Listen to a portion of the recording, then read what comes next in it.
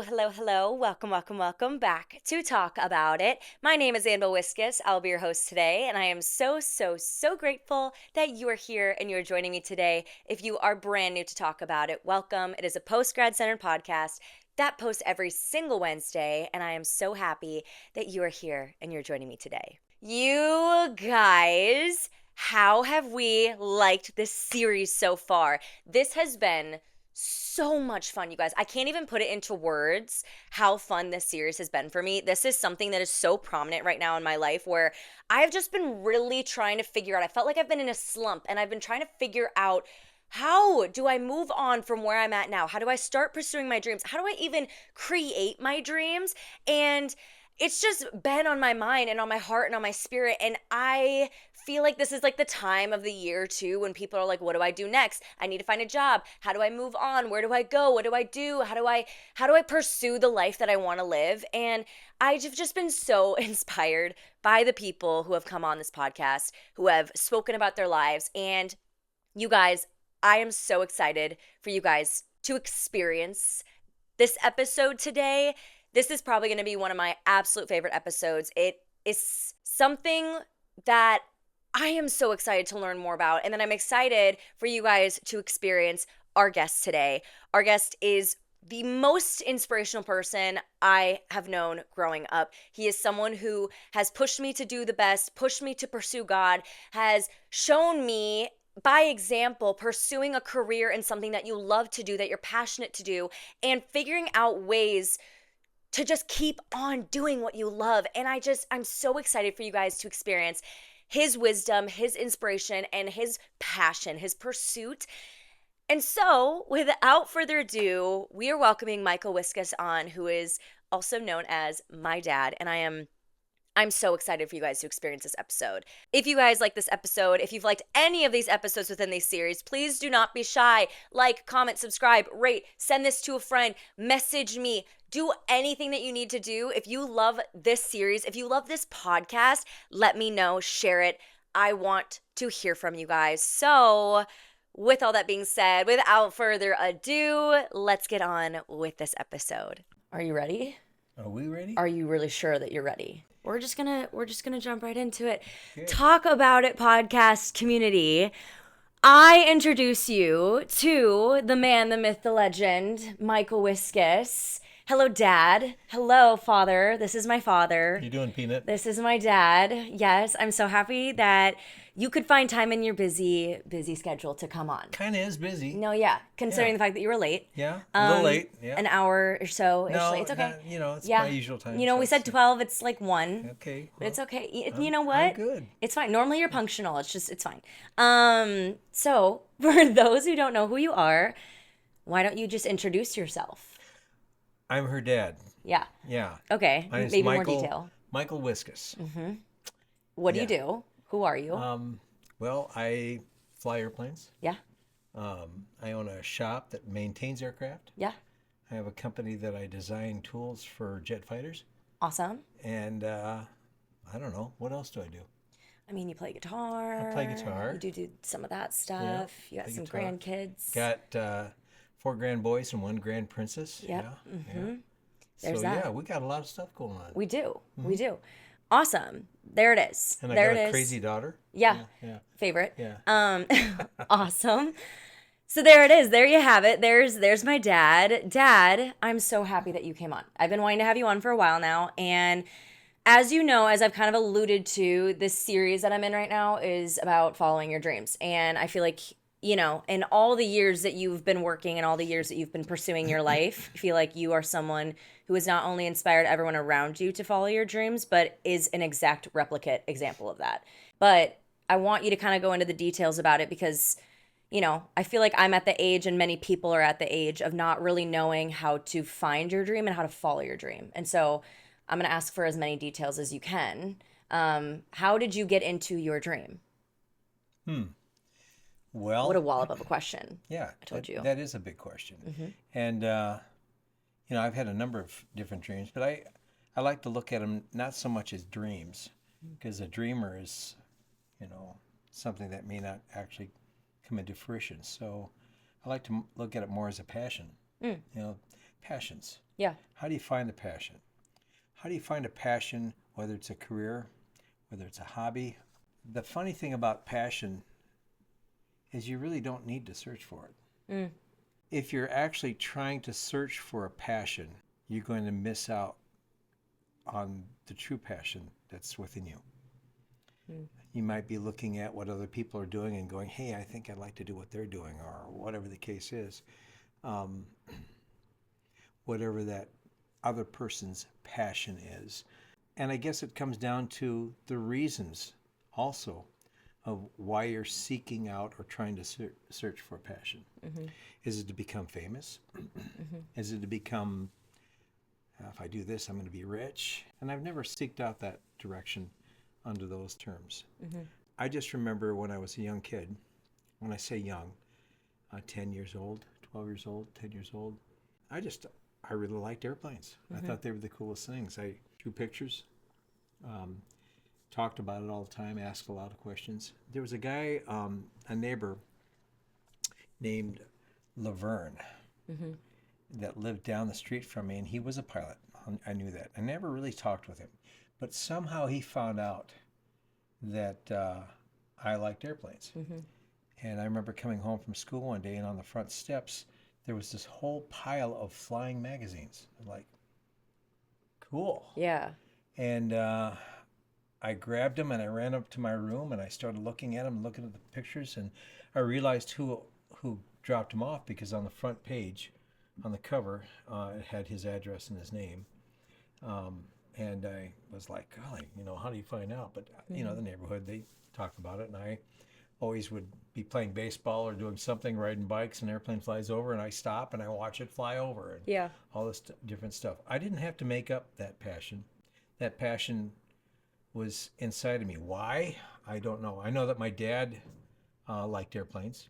I know my dad took flying lessons at one point. Mm-hmm. Never got his license till after I got my pilot's licenses. That's a whole different story. Mm. But trying to seek out, trying to chase, trying to find a passion really isn't the direction to go on, trying to find what it is that you really want to do. Mm-hmm. I think you just got to be quiet. You got to sit down. You got to think about, what are the things that you think about the most? Mm-hmm. What things intrigue you? I liked airplanes. And when I turned 14 years old, unbeknownst to my parents, I jumped on my bike and I rode out to the Mason City Airport, which was about 8 miles west of Mason City out in the country. I walked up to the fence, and back then, the gate you could actually walk through. It wasn't locked. It was, securities weren't like that back then. And I walked through, and there was this airplane sitting there, a smaller airplane. But I went up,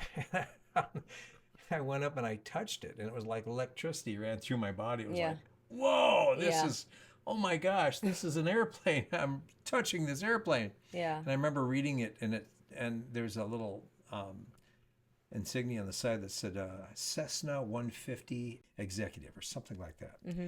So I know what that airplane is now, but I was just like, this is a Cessna 150. Yeah. This is so cool. I then walked into the office, and it was summertime, and we were out of school.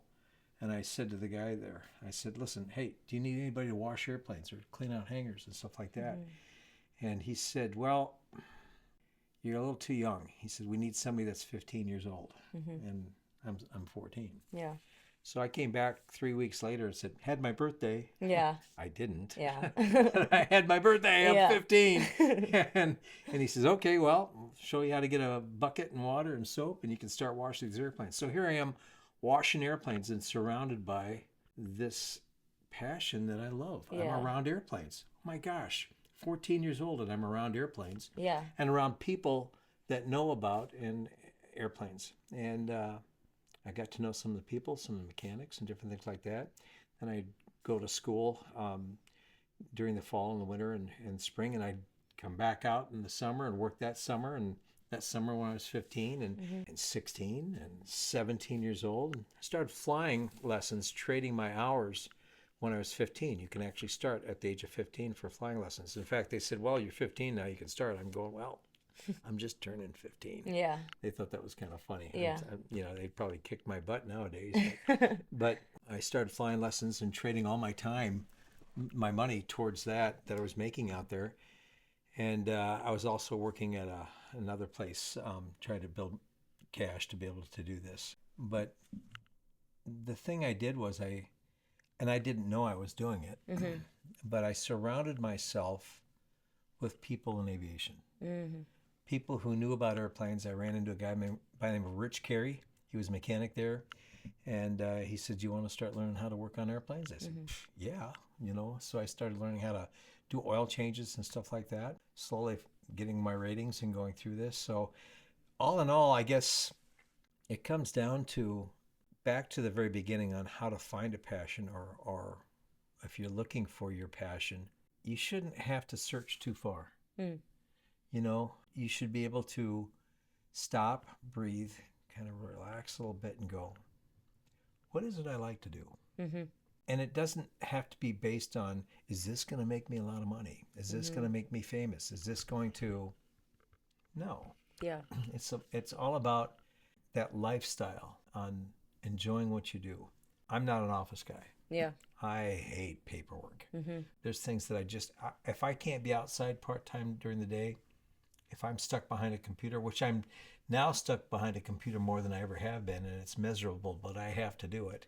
I knew I was an outside guy, and I knew that this was a perfect fit for me. And everything that came up out there at the airport at Mesa City, whether it was riding along with these old guys in their airplanes, they were always open doors for me and saying, "Yeah, you want to go fly today?" It was like, yeah, of course I do. Yeah. I flew everything out there before I even had my pilot's license, just being around people who have the same passion you do. Yeah. So I would go back to that original question, how do you find your passion? You shouldn't have to find it.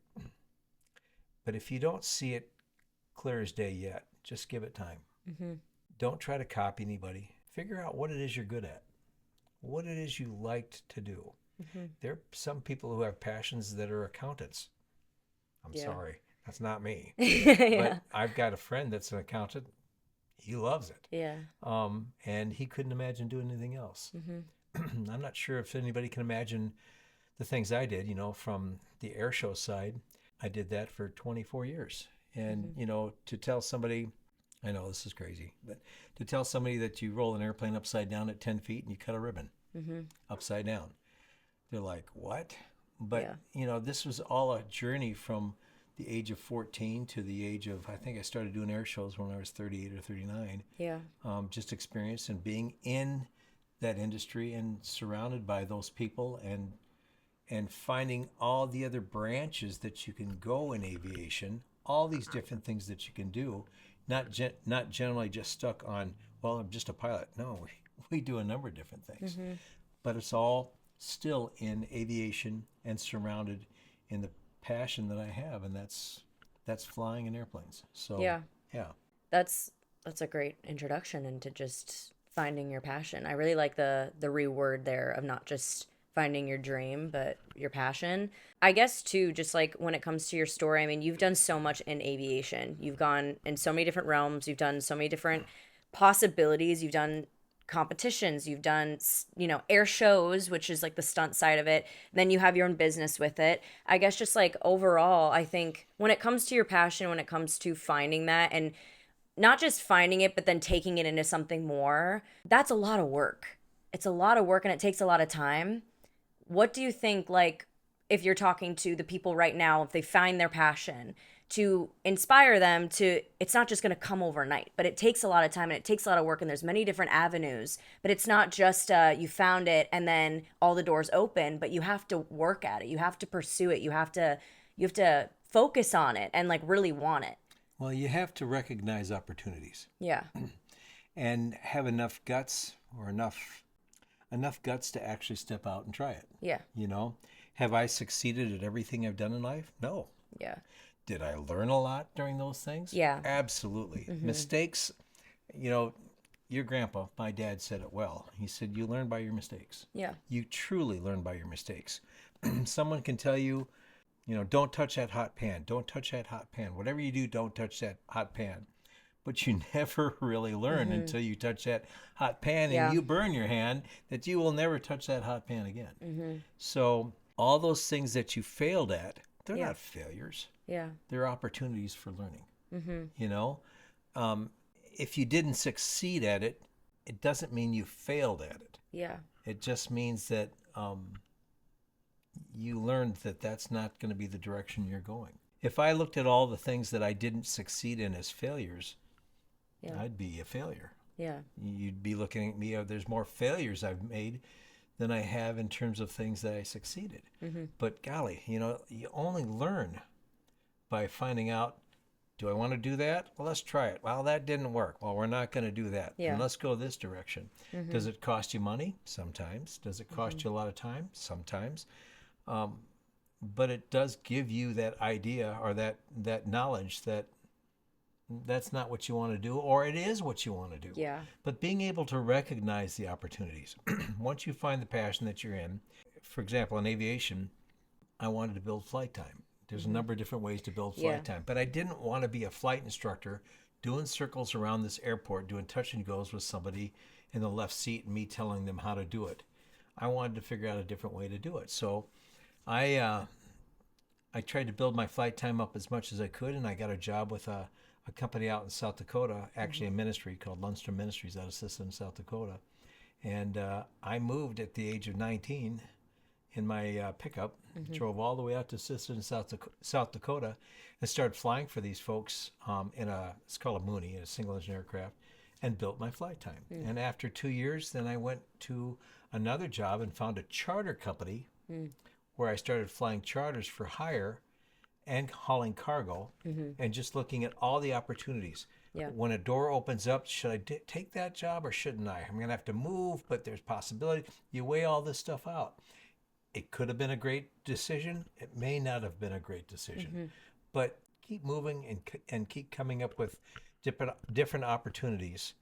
You know, it gives you a broader vision of everything. Yeah. Along with that, if you look at my cell phone, the people that I have it listed in my cell phone, my contacts, I have an endless amount of contacts. Yeah. And it's an opportunity. It opens up more doors for that person. You got that person over here. You could go and ask them questions.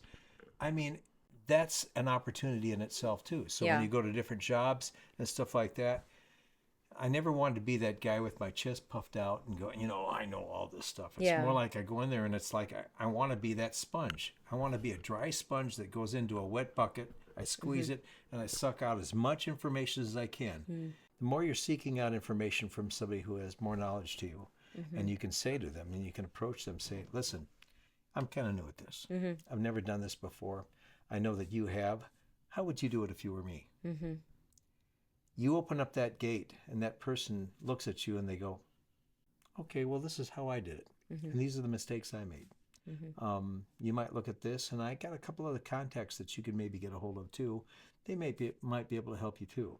I never got to where I'm at right now, and I don't think I'm at this big place, but I never got to where I am right now without somebody giving me a leg up. The first company I ever bought, I didn't have a dime to buy. I didn't have a nickel to buy. I was flying Beech 18s over Lake Michigan from Minneapolis to Detroit every night, 5 nights a week. I did that for 5 years. Late night, building time, fighting weather, going through all this stuff, and I loved it. Yeah. It was so cool. But it was night. It was a different type of life, and your daytime life is pretty much shot. So Yeah.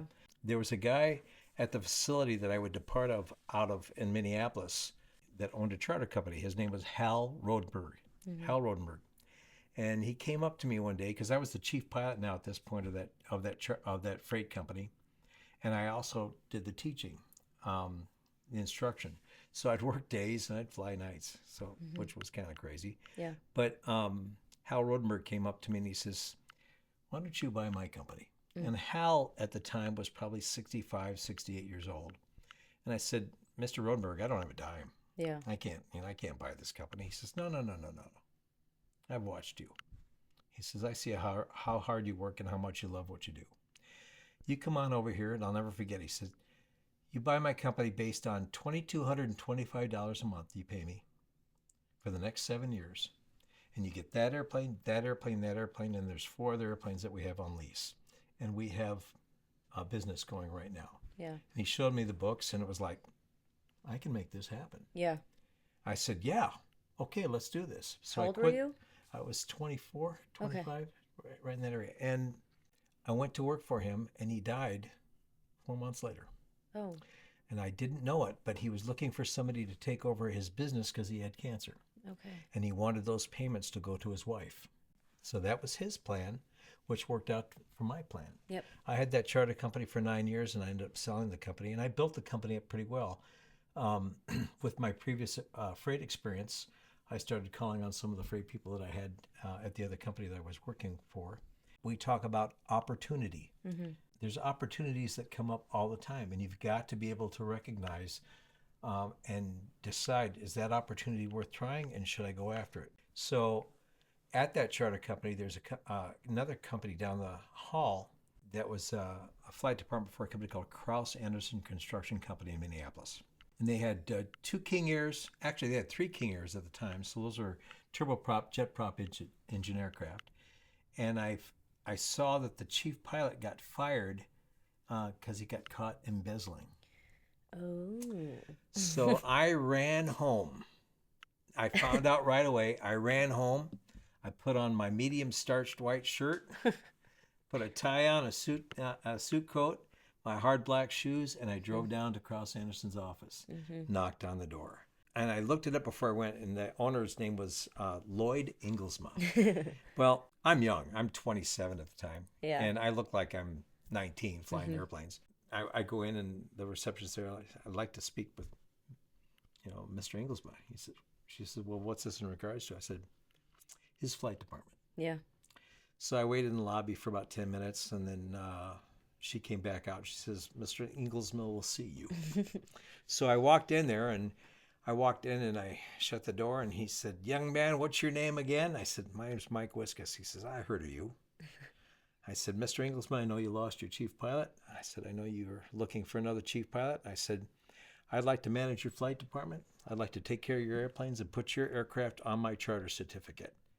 And he looked at me and he says, son, you don't look old enough to mow my lawn, let alone fly my airplanes. And I said, Mr. Inglesma, if you need me to go to your house right now and mow that lawn to get this job, I'll do it.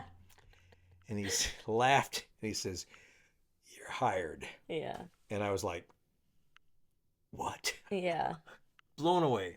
So recognizing opportunities. Yeah. And taking them. Yeah. And that took my company and almost doubled the business. Wow. Yeah. So being able to recognize and to be able to jump at the opportunity. Yeah. Not wait, not sit there and decide, is this going to work? Well, you should be able to recognize it at that point, whether this is something that's going to fit or not. Mm-hmm. So was it a risk? Absolutely was it a risk. Was it worth taking? Of course it was. If I didn't make it, and he said, well, I got somebody else in mind. I met the guy. Yeah, yeah. There's more opportunity down the road. There was no losing in this opportunity. Yeah. Down the road, I ended up selling the company, and I decided I needed a break from aviation a little bit. And as you were saying earlier, I play music a little bit. Yeah. Yeah. Yeah. I loved that. That's another one of my passions. Yeah. And so I ended up writing music and playing around the Twin Cities a little bit, and even went down to Nashville for a while. Mm. And as I'm down there in Nashville, I'm like, golly, I miss flying airplanes. Yeah. So after a little while, I ended up jumping back in the car and drove back to Minneapolis and started knocking on the doors that all those people that I knew. Yeah. And it took me just a few months, and I got a King Air job managing a corporate flight department for someone. And it goes on and on. It's just opportunities like that open up and keep going. I started a maintenance shop too, out at one of the airports, and so I'm maintaining corporate aircraft and still flying corporate aircraft. This old guy still flying corporate aircraft. But another passion I had, of course, was the aerobatic side. Yeah. And I had bought a real cheap aerobatic airplane and started teaching myself aerobatics. How old were you? Oh, golly. This was after Nashville? Yeah, this is after Nashville. Okay. I had played with aerobatics prior to that, Yeah. but I bought this Pitts, it's called, a Pitts S1S, and taught myself how to tumble end over end and do some crazy crap. Oh gosh, I hope you didn't And tell grandma. and and then I did competitions for a while, and Yeah. and I decided I need a better airplane, and I'm still flying corporate, and I had the shop. I bought this other airplane that had been wrecked, and I modified it, fixed it all up, put a new engine on it, bought, sold, bartered, did everything I could to get this thing up to speed. I was in competitions, doing competitions around about an 8 to 10 state area, and went to the nationals down in Denison, Texas, and I had finally got that airplane flying, and it was a little different than the other airplane I had, but I practiced and I practiced. Yeah. I won the U.S. championship in Texas. what year was that? That was, I think, 2000 or 2002. Year I was born. Yeah, yeah, yeah. And then What a good year. I got on the U.S. aerobatic team and went to Sweden. So Yeah. that was kind of a kick. Did you go to Sweden? Yeah. And stuff. The door opened up with an opportunity that I started doing air shows. Was up the BIR National Drag Races. Still flying corporate. Still had the shop. Went up to BIR and did the air show up there to help pay for going to the world competitions in Sweden. 2002 in Sweden. Mm-hmm. And I ran into Forrest Lucas with Lucas Oil Air Show, or with Lucas Oil, excuse me, and Charlotte, his wife, and stuff. And they saw me out there between races doing this air show, and I scared the crap out of Charlotte. And they called us up and invited us up for the evening drag races. Got talking to them, and they said, well, what are you doing? I said, well, I'm trying to make enough money for the airshow side to go to Sweden for the Worlds. And again, opportunity, So I'm talking to them, and these people are sponsoring all these drag races. They're sponsoring the BIR National Drag Races, and I'm like, holy cow. So I told them what my journey was of going to the Worlds in Sweden. And she says, well, honey, how much do you need? And I said, well, to ship the airplane over and back is $15,000. Yeah. And I already bought my airline tickets. She said, well, good luck with that. And it's a real pleasure meeting you. And I did the show the next day, and I took off back to Minneapolis. And about 5 days later, I got a letter in the mail, and it was from Charlotte. And it was like, it was so nice meeting you, blah, blah, blah, going on and on and on. And out fell a check for $15,000. Wow. Like, what? Wow. And I called her right away, and I thanked her. I'm talking opportunities. Yeah. I called them up, and I told them thank you, and I went down to the vinyl place and had Lucas Oil signs made, and I plastered the airplane with Lucas Oil. And so all these pictures over in Sweden and in the world competitions and all this different stuff. I got some third places on a couple of events and some other stuff like that. And then I got a beautiful trophy, and I sent everything to them and thanked them for doing that. And they put the trophies in their display cabinets in Corona, California, and then called me and said, tell us about air shows. And, Did they have Lucas Oil air shows yet? No, they had not. No. Oh. No, they didn't. So Okay. I was the first with them, Okay. and we worked out a deal, and I was a sponsored, fresh in the air show industry, a couple of years into it. And there was only at that point maybe 5 or 6 people in the entire industry that had ever had a sponsorship. About the 9th year into the program, and again, I was with them for just short of 24 years. I was doing a show up in Seattle, Washington. I got up early that morning because every morning I'd do these media deals. The same lady that the year before and the year before that came up to me and she said, well, Mr. Wiskus, what are you doing new this year? And I'm like,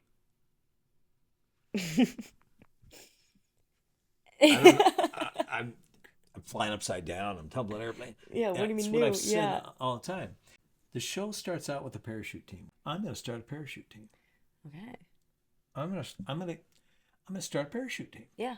And I got a team together, and we practiced, and we did circling and stuff like that, and I did it for 7 months, and all of a sudden I get a call from Lucas Oil.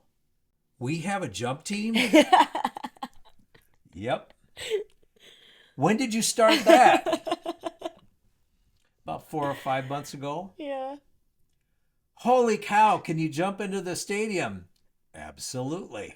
So, again, trying to be creative and looking at opportunities. Looking at the air show side, that there's a jump team. There's always kind of issues with them. Yeah. I made it so there were no issues. We made it real easy. We brought it in. It kicked up our sponsorship. I made more money, and it was good. And guess what? I'm still doing what I love to do. Yeah. This passion is crazy. I never had to think about my passion. Yeah. I never had to think, do I really want to do aviation? I was like, of course I want to do aviation. Yeah. So let's go back to you trying to find or seek out your passion. It's not a race. You can be working at another job and thinking about the things that you love and what you really truly want to do.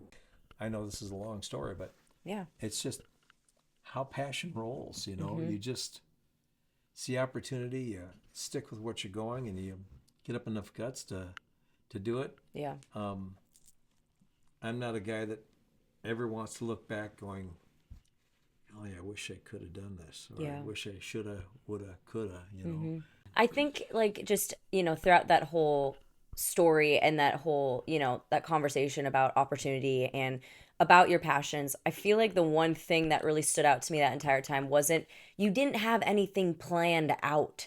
No. And I think that is something that there's so much pressure right now for people my age of we want things planned out. We want to know the end goal. We want to know what we're going to be doing. And that way we can plan out how we're going to get there instead of just finding your passion, taking that risk and going with it and seeing all the opportunities at hand. I think that's where you didn't have any of that plan. You didn't have Lucas Oil planned. You didn't have competing planned. It was you knew your passion and through that passion, all of those opportunities, those experiences and everything that you've kind of built your life on, for your work side came naturally.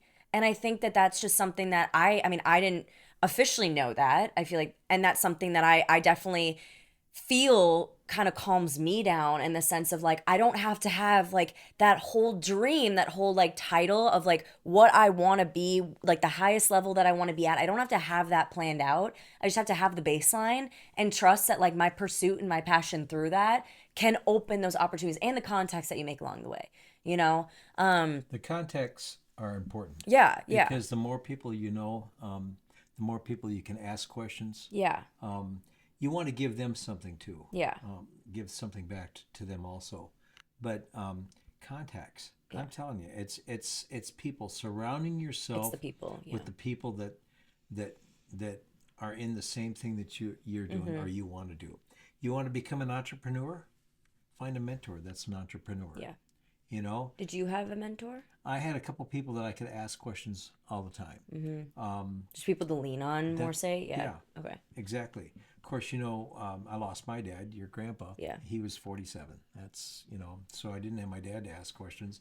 So I had to ask a lot of other people. I tried to find those people that were deep into it and I could trust. It's funny, when you ask those people, they're like, well, I don't know how I did this. We just kind of went for it, and this is how this happened. Yeah. That's kind of how it happens. It's if you're trying to plan out 10, 15, 20 years down the road, it's not going to happen. No. And I've said to you time and time again, life is a series of lifetimes. Yeah. Have I said that before? Many times. And that series of lifetimes is every 5 years. 5-year increments is a lifetime. You don't believe me? Look back from the date right now, 5 years before. What were you doing? Completely different life. 5 years before that, what were you doing? Completely different life. Completely different. So if you're going through a tough time right now, if you're struggling, trying to decide if you're giving up or you just don't know what to do, just give it time. Yeah. Give yourself time. Don't freak out. Relax. Enjoy what's going on at the moment. and the door will open down the road. Mm-hmm. Something will be different down the road here. You watch. It always is different. Yeah. It's never the same. So many people give up, and Yeah. you don't need to give up. Well, I think they Now, give up. I think they give up kind of like what I said because they had an idea in mind, like a specific idea, and they don't look at the opportunities that could even bring greater, greater opportunities yeah, to them. And so like for me, for example, I see a lot of people, like at least dancers and stuff, if they don't get the team that they wanted, if they don't get the placement that they wanted, if they don't win what they wanted or even get like top 3, they don't want to keep pursuing it because they're just like, well, if I didn't make that team, that college dance team, then it's not for me. that's And you're not a like, real but that's passion. exactly. Well, That's that's or not a real passion. they base their passion on an outcome versus just the passion itself and where it takes you through the opportunities, Let's think back when I was taking flying lessons for Yeah. just a second. I wanted to learn to fly, Mm-hmm. but when I started flying, I was getting these headaches. Mm-hmm. I was just, I get down and I have this headache, and I was just like, what's going on here? But I just muscled through it. And I want to say that, for the first 25 lessons, it was just getting down and just terrible headache. Mm-hmm. And then one day I'm in the airplane and I'm flying, I landed, I'm going, No headache. no headache. Mm. And I never had a headache again. Mm. I don't know what caused it before, but that was over a 2-month, 3-month period. Mm-hmm. And I struggled and I pushed myself through it. I have no idea what the headache was from, Yeah. but I wanted that so bad that I pushed myself through that pain. Mm-hmm. I don't care if the pain is a headache. I don't care if the pain is a financial situation. I don't care if whatever the pain is, there's always going to be a pain. Yeah. But the pain creates a gain, does it not? Mm-hmm. I mean, if you're working out and working out muscles, Yeah.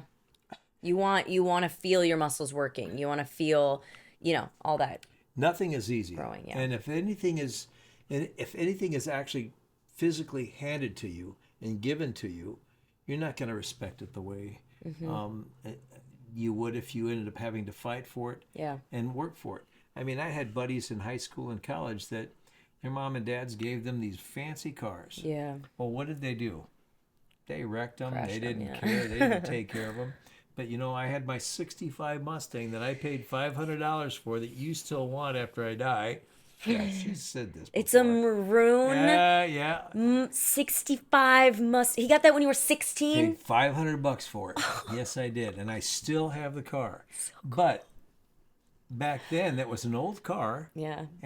but I know who's going to get it. It's not me, but Shane but or Danny. but the thing about it is I had to pay for that. Yeah. Oh, and when I was a kid, that was a lot of money. Yeah. And I took care of my car Mm-hmm.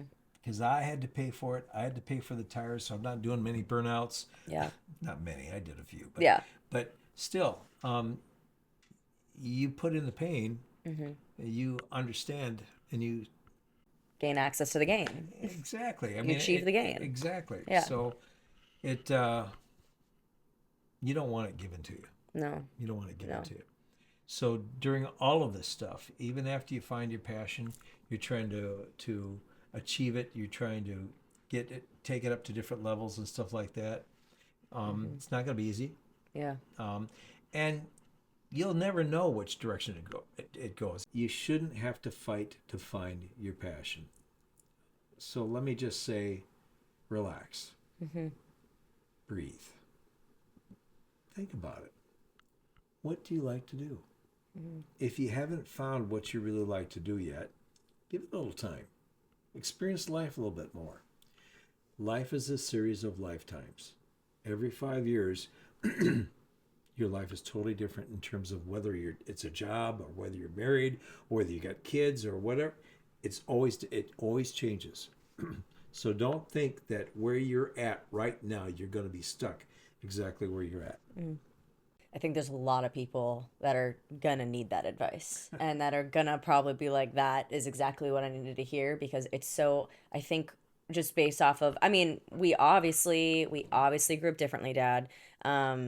just based off of how the generations work, but I feel like my generation is so panicked. Like I feel it. I feel this panicked pressure to have things figured out when I'm 23 years old. And it's just I think that the struggle is because we can see what everyone else is doing around us that we can't like fully relax. We need that reminder to relax. We need that reminder that like right now we don't have to have 20 years planned out ahead of us. We just have to have where we're at right now and to experience, to allow ourselves to take a chance with the opportunities that present, themselves to us. And like I think it's sad that we're stuck in like a panicked generation, but I think that ultimately the person that'll bring us out of that is us, and just to to not put so much pressure on like you need to know things right now. You need to figure it out right now. Like it will figure itself out. Well, first of all, stop looking at these painted pigs. Wow. Not, stop looking at these. Everybody has issues, Yeah, yeah, yeah, and yeah. it depends on, you got all these people that are on Instagram or wherever they Yeah. are, and they look like they have these perfect lives and everything's great, and they're dressed to the hilt, and they act like Mhm. they've got their act together. Let me tell you, they don't. None of us do. Nobody has their act together. Mhm. It's okay. Mhm. We're not supposed to have our act together. Yeah. If you just concentrate on yourself, look within yourself, and find out what it is you really want, Mhm. instead of comparing yourself to all these other painted pigs, Painted pigs. stop. Yeah. You don't need to. You know, you'll probably find out that if you really knew what that person's life was like, it's probably down in the toilet and they're having a Yeah. hard time and they're just trying to hang on. They're doing whatever they can to make it get as much attention as they can to look good. So I went into the air show industry knowing that there were a lot of incredible pilots, and I would never be that good. Never be that good. Mhm. There are guys. There's a guy by the name of Rob Holland. Now we lost Robbie Holland. I was with him on the 2014 in Sweden, but I got to know Rob quite well. He to this day was the greatest airshow pilot I've ever seen in my entire life. This guy was just freaking phenomenal, Yeah. and I got to fly with him. Mhm. I got to do formation with this guy. I was nowhere near his league. Sean Tucker, incredible, incredible pilot. I did a good show.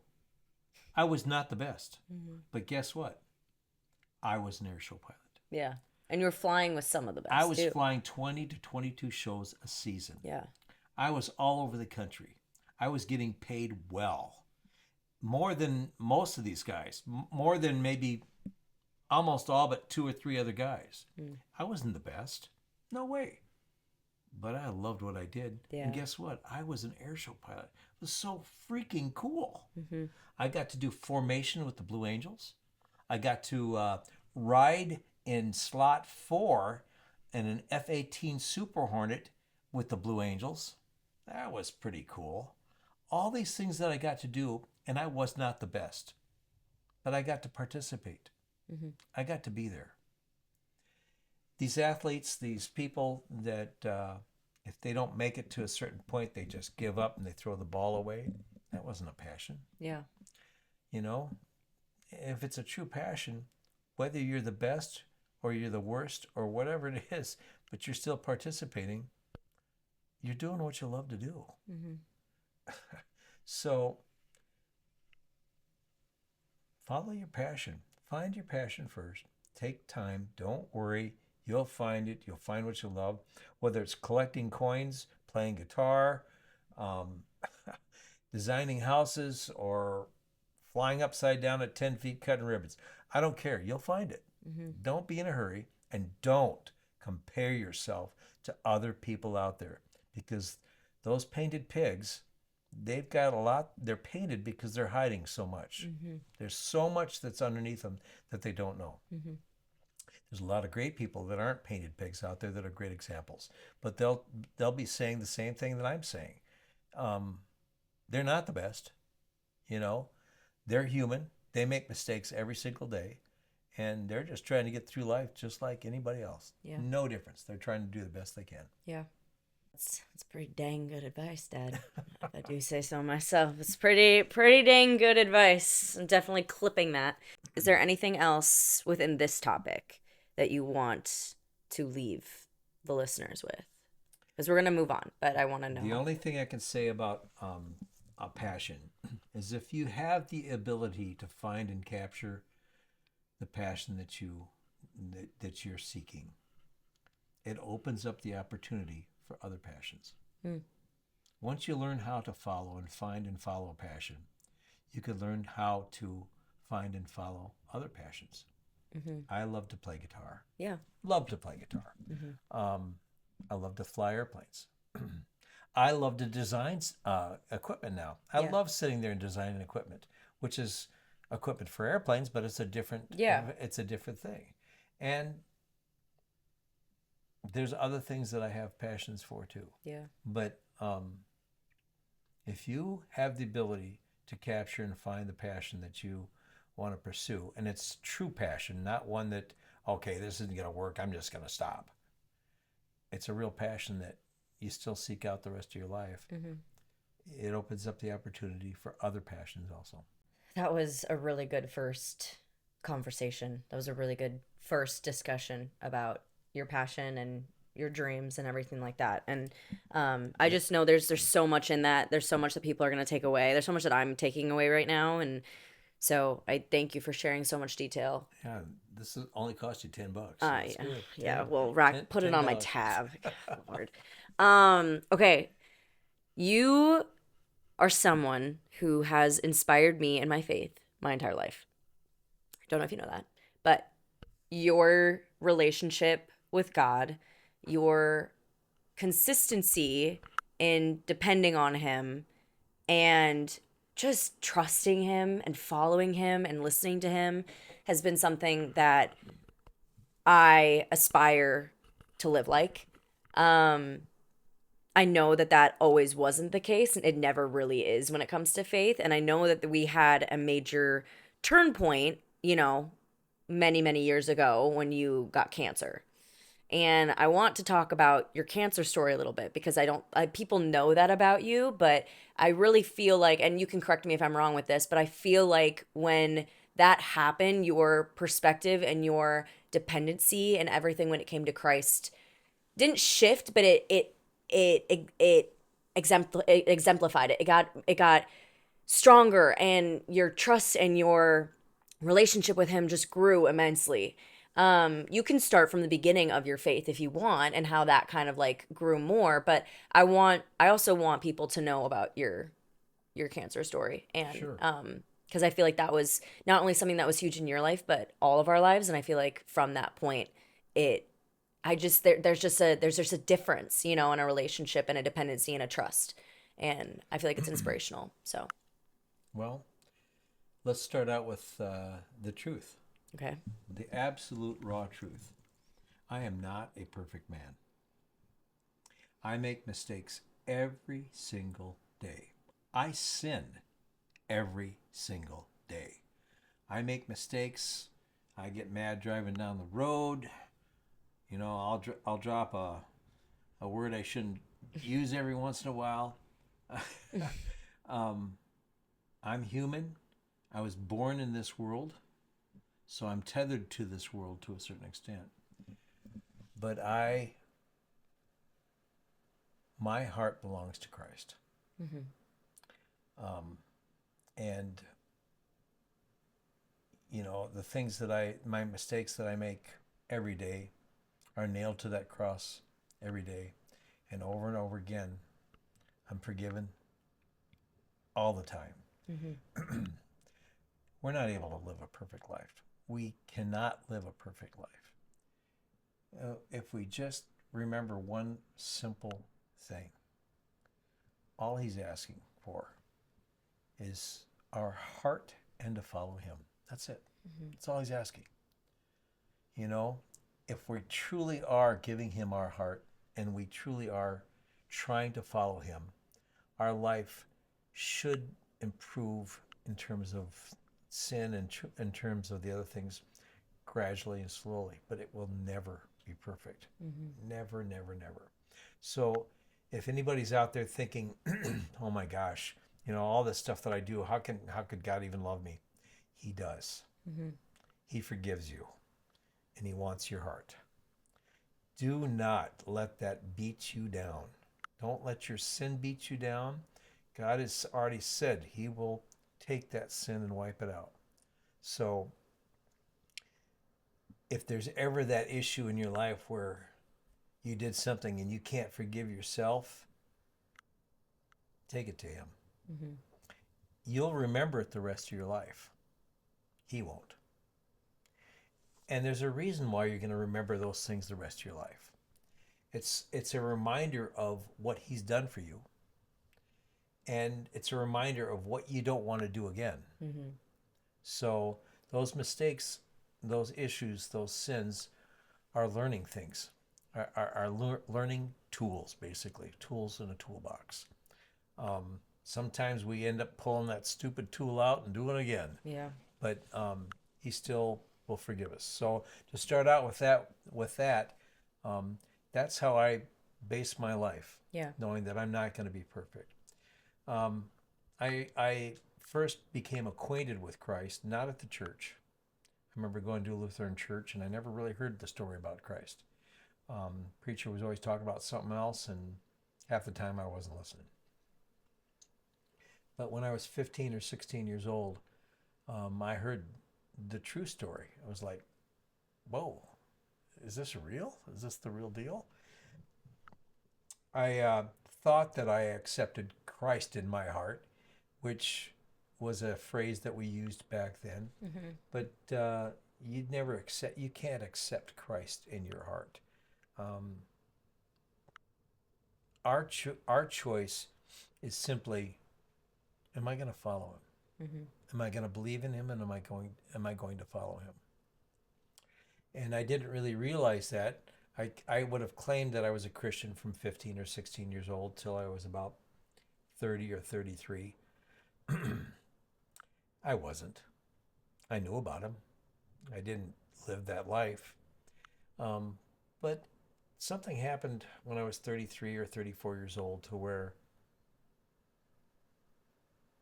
I need to kind of look at this a little bit differently. In 2014, I can say that I was a Christian, 2014. So I think I started following Christ more when I was around 34, 35, 36, reading more. I knew more about him then, but I wasn't following him on a regular basis. I'd go to church, Mm-hmm. or at church this weekend, or Yeah. Christmas, or different things like that. But then I started thinking there's more to this than just this Christ thing. So I started reading more and started reading the Bible. And I remember reading, for some reason, I decided to read Ephesians. I don't know if I heard it from somebody or not, but I read the Bible, the book of Ephesians. And I read it through and I got done and I'm going, whoa, Mm-hmm. this is crazy. And I actually at that point prayed. I said, all right, Father, this was something else. This is really something. What should I read now? I'm actually praying. And I got it clear as could be. Read Ephesians again. I just read Ephesians. No, read Ephesians again. So I read Ephesians again, and it was totally different. Mm-hmm. Completely different. And it blew me away, and I'm like, why is this different? And I then found out that the Bible is actually the living, breathing Word of God. It changes. Wherever you're at, whatever situation you're in, whatever the Word is saying at that time will mean something different to you than it will to somebody else, because we're all in different places. Mm-hmm. And I'm at that point going, okay, this is something else. So I started reading more. Acts, started, digging in the Bible more, growing in my faith. In 2014, I had in my saliva gland, parotid gland, I had a lump, and I noticed it because I had a camera on me in the aircraft when I was doing a performance, and I'm pushing out upside down G's, and I'm pushing out about 7 to 9 G's, and I'm gritting my teeth, and I see this bump, and I'm going, what is that? Mm-hmm. And so I went to the doctor, and they did a biopsy, and they said, well, we're not really sure, but it needs to be removed. It's a tumor in your parotid gland, and we need to get it removed. Mm-hmm. So we scheduled the surgery and stuff like that. Went through the surgery, and they cut everything open, and they opened it up, dissected, they called it, a dissect surgery. And they pulled the tumor out, and they sewed me back up, and they did tests on it, and it was stage 3 cancer in that tumor. But the doctor he said he took a lot out. He thinks he got everything. Nothing was in any of my lymph nodes anywhere, stuff like that. But, you're still kind of on guard. It's like, oh my gosh, what's going on here? Just know that prior to that, you, mom, everybody was freaking out. And at that point, I was like, all right, Father, if you want me, you got me. Mm-hmm. If I'm supposed to be going home, and I don't know why I had that attitude, but after reading the word and feeling more comfortable, that knowing that if I'm gone, my family's going to be taken care of. I just trusted God. And it was the first time in my life, the absolute first time in my life, where I had an actual victory in my life, to where I trusted Him. I didn't worry. I was fine sleeping at night. I wasn't sitting there going, "Oh my gosh, I might die. This might take me down." And in fact, your mom got a little mad at me, like, why aren't you taking this for serious? And I'm like, I couldn't be more serious. Mm-hmm. I'm trusting God. If He wants me and He's taking me, we got everything taken care of. It'll be fine. You guys will be fine. Mm-hmm. And we came out of it, and that was 12 years ago, Mm-hmm. cancer free. What's funny was all those years I did the charter work, that charter company that I had. I started out with those cell phones. Yeah. The big 6-watt cell phones that, the big bricks we called them, and I lived on it. I was always talking here and writing with my right hand on charters and taking phone calls and all this. And I lived on those cell phones for 9-10 years, always there. And I remember peeling it off sometimes, going, man, it's hot, and it was right there.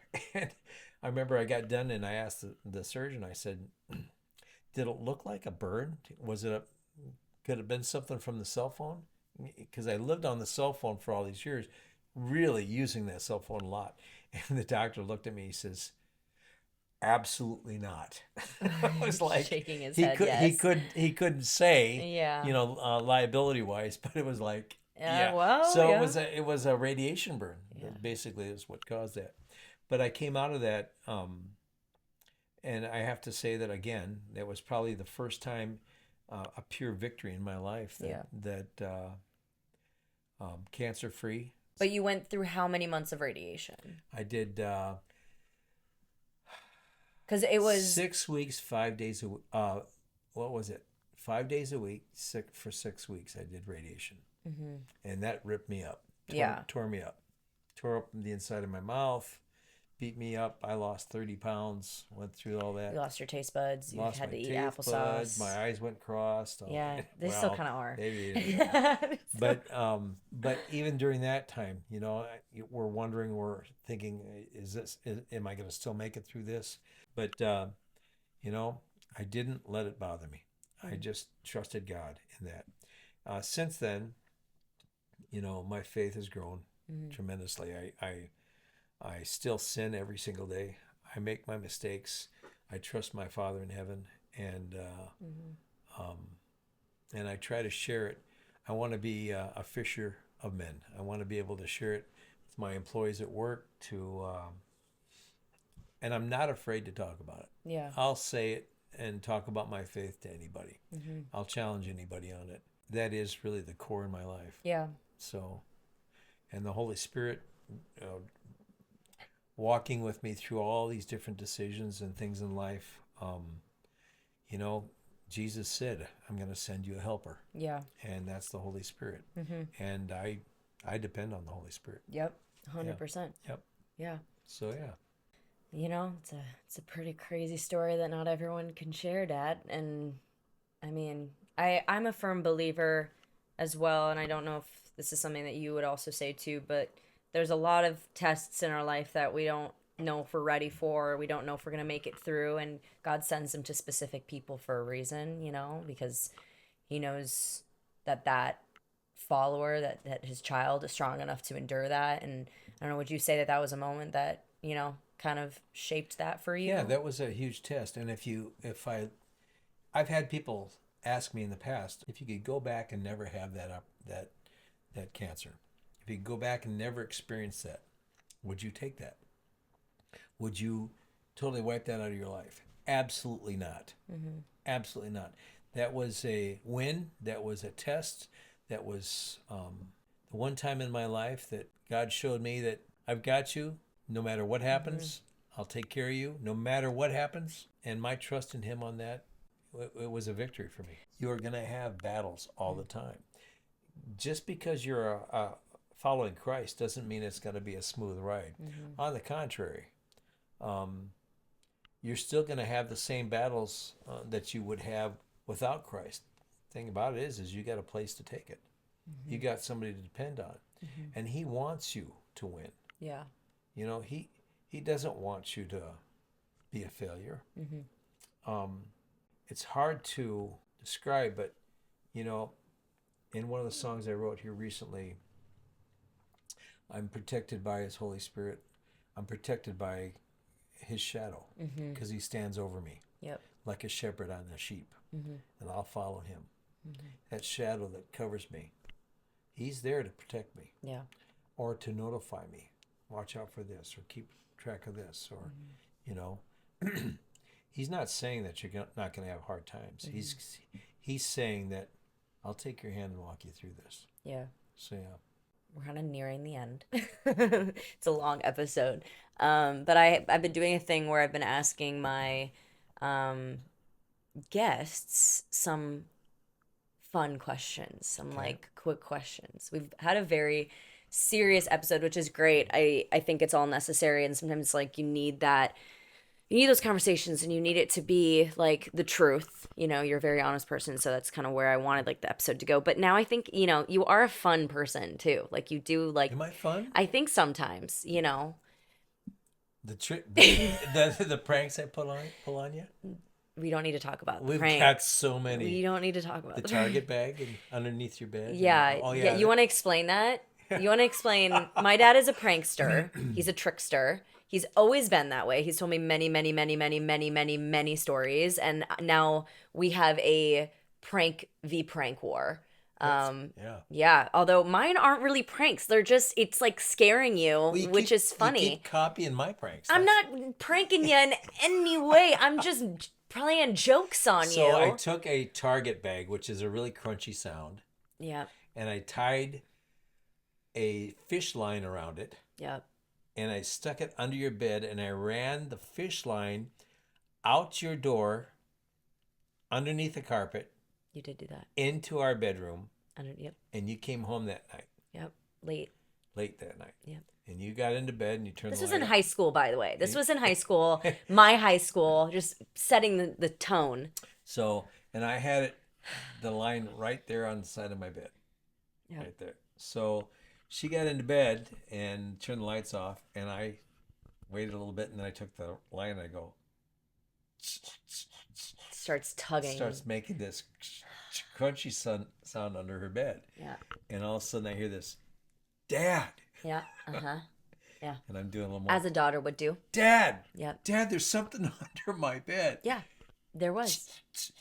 Just more and more. And he's Dad, just, no, really. and I'm Dad. like calling him, like genuinely, like I'm worried, and I hear him giggling. I hear him laughing in the room next door, and I'm like, no, seriously, I'm not kidding. And then I walk in there, and he's just dying of laughter. You were dying. You thought for sure there was something I on your... thought that there was like a possum in my wall, or that I don't think it was like there was someone under my bed, but I was like, something's not right. Yeah. There's a sound. So it's not like the dummy that I put the sweatshirt on Yep, and and hid stuffed in your into my bed. bed. Yeah, I can't. Yep. That was a good one too. Or Yeah. when you Put the painters taped my car. painter taped your Anyway, entire okay. or the cup I on have top of the door, the cup, water the plastic cup. we There's got, so many. you know, it's just really good stuff. You know what? You're Okay. gonna be doing this with your kids. When I you will have them. be. Yeah. I Gotta will pass be. it down. I will be. You're darn right. I'll be like, you can thank your grandpa, Mike. Grandpa Trouble, Yeah, Grandpa Trouble. as they That's call my you. billing. Yep. Okay, so ready for a speed round? Fire away. Okay, what is the song that perfectly describes you? What's your song? Sweet Emotion. So you know, Aerosmith. Yeah, come on. Aerosmith. Aerosmith. Let's go. What is the coolest thing that you think that you've done within your lifetime? The coolest thing that I've done in my lifetime, Yeah. besides my relationship with Christ. Yeah. I don't know. I think that's got to be the coolest thing. But I that would be a hard one because there's a lot of things I've done that I've really enjoyed. Mm-hmm. I think it was the I don't know. I wrestle between family and then things that I've done. So if it's something outside of the family, air show life air show was pretty cool. 24 years and years. still alive, and all the friends I met. Just kind of cool. Yeah, You know, like it's kind of cool. That was cool. As for family, my 4 children, that I should have had 6. Should have gone for 2 more, but No, I got you 4 got to stop at the special- best. 4 You special. perfected it. Okay. Okay. All right, By well, the last all right. one, Yeah. which is me. Yeah. Yeah. No, we're all fantastic in our own ways, but I'm definitely cool. What's the next question? Next question is, what is your favorite color? Green. Green? It's not your Pitt's orange. Pitch orange was good, but that was just flashy to be able to gain attention. I was trying to find the best color that went against a blue sky, and that was always sticking out, and that was orange. Okay. So 1969 Corvette Hugger Orange. Why That was- green? Green has always been like life. I feel like you're copying mean, Mom. What? I feel like you're Is copying Mom. Is green Mom's color? I believe so, yeah. Oh, 'cause- It's one of them for sure. She's always liked green. Just know. I mean, Grandpa. I kind of grew up on the farm with Grandpa and Grandma, and the green fields, the cornfields, the green. I'm green. I like green. Yeah. Yeah. That's fair. That's fair. So you said that your dad died when he was 47. With the time that you had with him, who do you think you were more like, your dad or your mom? Definitely like my dad. Why do you think that? My dad took risks, did a lot of different things. He had a lot of dreams that he liked, followed. Yeah. He was the guy in my life, my dad, that even in grade school, I didn't get real good grades because I was too busy thinking about airplanes. I know it sounds funny, but my principal in grade school, we had a meeting, and the principal asked me with my father there, what is it that you want to do when you get older? And I said, I want to fly airplanes. He says, well, and this is the principal. Well, Mike, I'm not sure that that's really the destination for you. You're not real good in math. You're not real good in, and my dad said, wait a minute. He said, and I was right there. He said, his name was Mr. Mealy. Mr. Mealy, my son can do anything he wants in life. There's nothing stopping him. If he wants to fly, he'll be able to fly. So don't say that he can't do that in life. And I'll never forget that. Yeah. So my dad stopped him in his tracks. After that, I thought, maybe I better be doing better in math. So I started. Why? I get that from you. I'm not doing that. So I started working a little harder in school instead of just daydreaming. So yeah. Fair. My last question is, what is a current dream that you're pursuing? Selling disabled aircraft tools. And actually, I'm 67 years old. I know. What a year to be 67 too. I know, Come on now, 6'7". Yeah. I know. But um, there are other adventures. Life is not as far from being over for me. You know, Yeah. if you look at it, if I live to be 85, guess what? That's another 3 to 4 lifetimes. Yeah. Remember the 5 years? Mm-hmm. 3 to 4 lifetimes of things to do, Yep. places to go, Mm-hmm. things to accomplish. So just because I'm 87, I am far from done. Yeah. And I'm not a guy that'll retire, go down to Florida, walk the beach, and collect shells. Don't tell that Yeah, to mom. that's not happening. Don't tell that to mom. But yeah, She's that's dreaming of yeah, that. she's dreaming, but that's not me. I'm the guy that would end up down there getting a sailboat. Let's sail down to the Keys. Yeah. Let's go. Let's do stuff. Mm-hmm. So yeah, so Okay. far from finished. Yeah. Far from finished. Yeah. Well, Dad, that kind of wraps up this episode. Does that mean it's finished? It means it's finished. Well, there's Is gonna be there another one. there So. will be. Is there anything with regarding this topic that you want to leave the people with today that you haven't talked about? Anything that we talked about, whether that's faith, whether that's your passion, whether that's opportunities, anything. I mean, we talked about a lot, but you have so Well, much wisdom. I wish I would have gotten to know Christ earlier in my life. It would have made a big difference in my life. But also, when it comes to, don't try to figure out what your passion is. Don't chase ideas or see what somebody else is doing. Just relax, settle down. Mm-hmm. What is it you like to do? Yeah. And what could it be related to? Mm-hmm. I mean, my whole life, all the work that I've put in has not been work. Mm-hmm. It's been an adventure. Mm-hmm. So you can find that and go that way. It's pretty fantastic. Yeah. So yeah. What? What do you want to do in life? What's your passion? I'm going to be completely honest and vulnerable that I'm still figuring that out, but I have some ideas of my passion, and this is definitely one of them. And I'm glad to be in the starting of figuring that out and enjoying that ride and looking for opportunities within it. Um, but I'm only 23, and I don't think I have to have any answers, so You don't have to be in a hurry. I'm still figuring it out. Yep. Point of the podcast. That's right. Excellent. Well, thanks for having me. Thanks for coming, Dad. You bet. I will talk to you guys so incredibly soon. Thank you for joining us today. I'm so happy that you were able to be with us.